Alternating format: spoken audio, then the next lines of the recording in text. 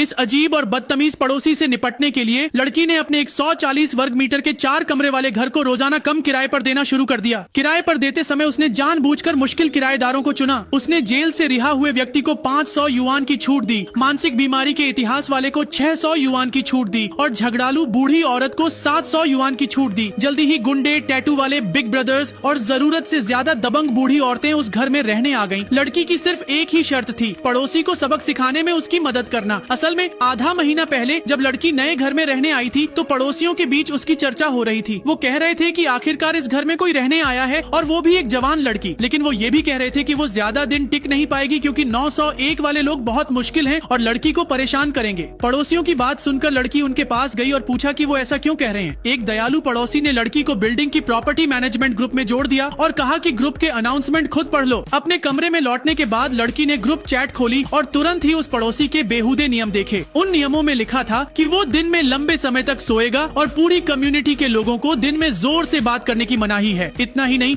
उसने लिखा था कि वो वजन कम कर रहा है, इसलिए किसी को पूरे कम्युनिटी में मांस खाने की अनुमति नहीं है। जो भी इन नियमों को तोड़ेगा वो खुद उससे झगड़ने आएगा। इतने अजीबोगरीब नियम देखकर लड़की को समझ आया कि पड़ोसी बहुत ही असभ्य और स्वार्थी है। उसने इसे गंभीरता से नहीं लिया, लेकिन अगले ही दिन जब लड़की अपने काम के लिए कोर्स रिकॉर्ड कर रही थी तो उसके दरवाजे पर जोर से धमाके की आवाज आई। गुस्से से भरा हुआ पड़ोसी